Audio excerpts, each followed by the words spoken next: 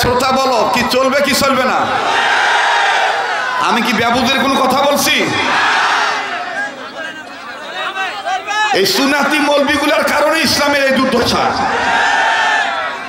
চটি বই পড়ি আলেম হয় নাই, চটি বই পড়ি আলেম হয় নাই।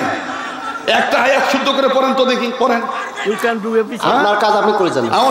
ওনাকে এখানে রাখছেন কেন? ওনাকে রাখছেন কেন? রাখছেন কেন এখানে? রাখছেন কেন এখানে?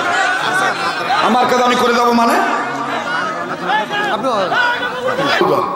আমার ভাইরা না, আমার বিষয় তো কোরআনকে সম্মান করলে তার সম্মান বাড়ে।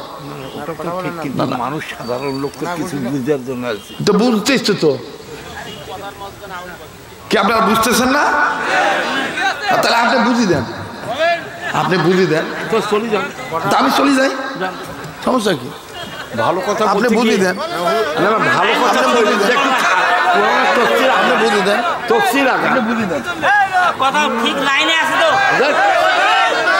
লাইনে আছে, মজা আছে। আমি চলে যাই, না না বলছি চলে যাই। রাখবেন কেন? আপনি লাইনে আছেন, কথা বসেন।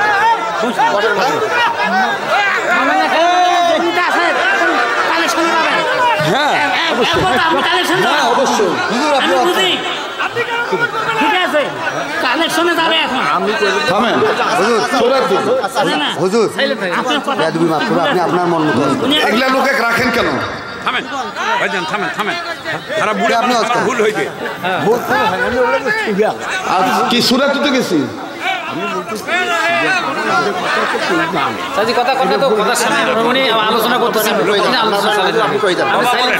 শ্রোতা বলো, কি চলবে কি চলবে না? আমি কি বেবুদের কোনো কথা বলছি? এই সুন্নাতি মৌলবিগুলোর কারণে ইসলামের এই দুর্দশা। চটি বই পড়ি আলেম হয় নাই, চটি বই পড়ি আলেম হয় নাই। একটা আয়াত শুদ্ধ করে পড়েন তো দেখি, পড়েন। আপনার কাজ আপনি করে যান। ওনাকে এখানে রাখছেন কেন? ওনাকে রাখছেন কেন? রাখছেন কেন এখানে? রাখছেন কেন এখানে? আমার কাজ আমি করে যাবো মানে? আবার ইংলিশ কম, ইউটার্ন প্লিজ লাগান। আপনি ইংলিশ আসেন, আপনি আমার সাথে ল্যাঙ্গুয়েজে আসেন। আপনি এখান থেকে ওঠেন।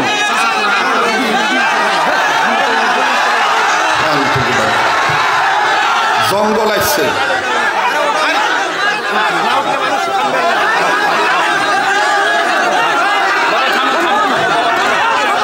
আলেম মানুষকে সভাপতি বানাবেন, আলেম মানুষকে অতিথি বানাবেন। আলেম আলেমের মর্যাদা বুঝে। না না, কেন উনি কেরামত আলী জৌনপুরীর কথা বলে তো উনি কেন বাধা দিল? উনি কেন কেরামত আলী জৌনপুরীর কথা বলার বাদ দিল? উনি যেখানে ওলি আল্লাহকে অপমান করে সেখানে কোনো ওয়াজ চলবে না, কোনো বয়ান চলবে না।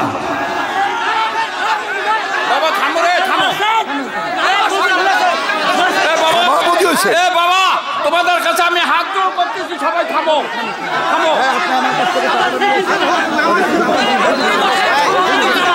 বাবা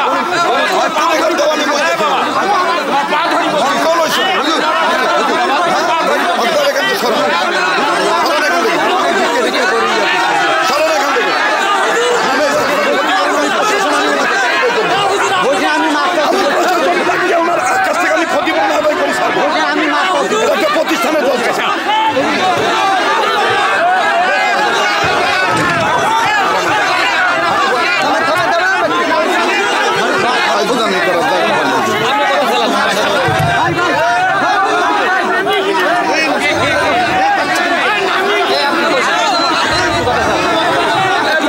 একটা গ্রামের মাহফিল, একটা প্রতিষ্ঠানের মাহফিল, সেখানে আসিয়া ঝামেলা পাকাচ্ছেন আপনি।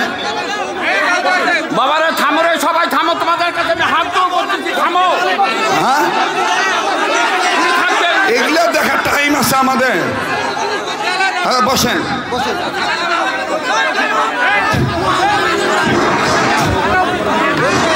আমি ওলি আল্লাহর কথা বলতেছি, কোরআনের বরকতের কথা বলতেছি।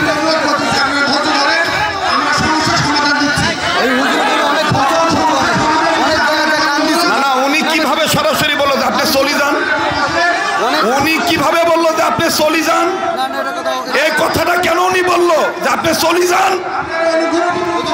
শোনেন,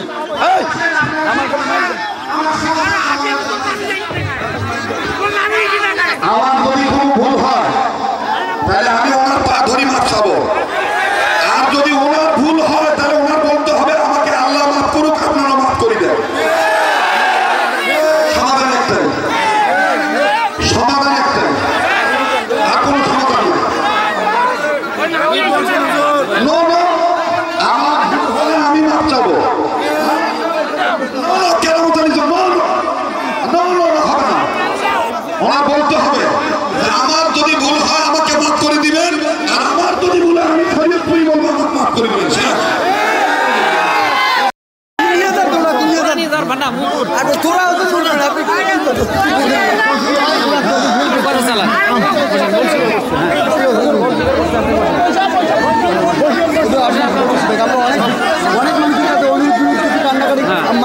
মান অপমানও করছে আমার অনেক মাহফিলের জন্য হুজুর। আচ্ছা এই লোক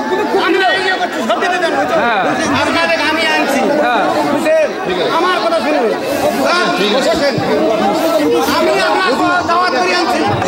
বসেন আপনারা, বসে বলেন ভাইয়া, সবাই বসে বলেন ভাই। আমাদের এই অঞ্চলের দুঃখ যন্ত্রণা প্রায় 17 বছরের নয়, আগুন জ্বলি আছে অন্তরের মধ্যে, কথা বলেন ঠিক কিনা? আপনারা সবাই বসে পড়েন, সবাই বসেন। জি ঠিক আছে, আপনি তার পক্ষে জামাই হয়ে আপনি বলতে আমার কাছে বলছেন, আমি এটা মানি না। আল্লাহর রাস্তায় কোনো বাধা দিবেন না। বাংলাদেশের এখন আর সেই বাংলাদেশ নাই, এখন বাংলাদেশ শান্তিপ্রিয় দেশ হতে চায়, এখন সবাই ঐক্যের পক্ষে থাকতে চান, সবাই মিলজিল করি এক থাকতে চাই, কথা বলেন ঠিক কিনা? আল্লাহ পাক আমাদের সবাইকে হেফাজত করেন, আল্লাহ আমাদের কবুল করেন, বলেন আমিন। আবার বলেন আমিন। এটা কোরআনের কথা, এটা হাদিসে কুদসির কথা, যে আমার ওলির বিরুদ্ধে কথা বলবে তার সাথে আমি আল্লাহ নিজেই তার বিরুদ্ধে জিহাদ ঘোষণা করি। সেটা আজকের মাহফিলে বাস্তব প্রমাণ হয়ে গেল, কথা বলেন ঠিক কিনা? ওলি আল্লাহর বিরোধিতা করলে আল্লাহর পক্ষ থেকে একটা বিষয় চলে আসে, সেটা আজকের মাহফিল হয়ে গেল। যাই হোক, আল্লাহ আপনি আমাদের মাফ করে দেন, আল্লাহ আপনি আমাদের মাফ করে দেন, আল্লাহ আপনি আমাদের ক্ষমা করে দেন, আল্লাহ দয়া করে এই প্রতিষ্ঠানকে আপনি কবুল করেন, আল্লাহ দয়া করে মহল্লাবাসীকে আপনি সহি বুঝ আমাকে সহ সবার অন্তরে সহি বুঝ দান করেন। আমি আপনাদের কাছে বিনয় সহিত করবো, আপনারা কি আমাকে বাকি সময়টা বয়ান করার জন্য দিবেন না? তাহলে ভাই আমার বসার জায়গা আছে, শোনা ভাই, যদি বসতে পারেন, বসলে পরিবেশটা সুন্দর হয়। ভাই আমি আজকে আপনাদের অবস্থা দেখে আমি নিজেই বলেছিলাম 15 মিনিট চেয়ে নিচ্ছি যে আমরা আজকে একটু আলোচনাটা লম্বা করবো, এখানে বয়ান লম্বা হবে, কোনো সমস্যা নেই। আল্লাহ তাআলা আমাদের সবাইকে কবুল করেন। আমি যে আয়াতে কারিমা তেলাওয়াত করেছিলাম অংশ বিশেষ সূরাতুত তাহরিমের, আল্লাহ বলেন যে তুমি নিজে জাহান্নামের আগুন থেকে বাঁচাও, তোমার অধীনে যারা আছে তাদেরকে জাহান্নামের আগুন থেকে বাঁচাও। কথা তো আমার এটা ছিল, কথা বলেন, কথা এটা ছিল কিনা? এই কথা বলতে যেয়ে আমি এই মাদ্রাসার প্রতিষ্ঠাতা পরিচালক মাস্টার মহাদের উদাহরণ দিছি যে ওনারও চিন্তা এটাই যে এখানে ব্যবসা করা নয়, আমি নিজে জাহান্নামের আগুন থেকে বাঁচবো এবং এই এলাকাবাসী কি করে জানাজাটা পড়লে শুদ্ধ হবে, কি করে কবর খনন করলে সহি হবে, কি করে সে জাহান্নামের আগুন থেকে মুক্তি পাবে আমার এলাকাবাসী, এই চিন্তা চেতনায় প্রতিষ্ঠানটা করা। এই কথা তো বলতেছিলাম। আমার বন্ধুগণ বলতে যাইয়া কেরামতের জনপুরি রহমতুল্লাহ আলাইহির উদাহরণ নিয়ে আসছি যে কোরআনকে সম্মান করলে আল্লাহ পাক তার সম্মান বাড়িয়ে দেয়। কেরামতের জনপুরি রহমতুল্লাহ আলাইহি তিনি কোরআনকে সম্মান করেছেন, এই কোরআনকে সম্মান করতে গিয়েছেন বিধায় আল্লাহ তার মর্যাদা বাড়িয়ে দিয়েছেন। পৃথিবীতে হয়তোবা আমার বন্ধুগণ পৃথিবী যতদিন টিকে থাকবে কেরামতের নাম ততদিন টিকে থাকবে, ওলি আল্লাহরা ততদিন টিকে থাকবে। এই মাদ্রাসায় কেউ টাকা দিলেও চলবে, মাদ্রাসা না দিলেও চলবে, কথা কোন ঠিক কিনা? মাদ্রাসা মূল মালিককে, মসজিদের মূল মালিককে আল্লাহ। আমাকে কথাটা একটু ফিনিশিং দিতে দেন। কেরামতুল জনপুরি রহমতুল্লাহ আলাইহি, মনে আছে কথাটা? উনি ওনার মাকে বলতেছে, মা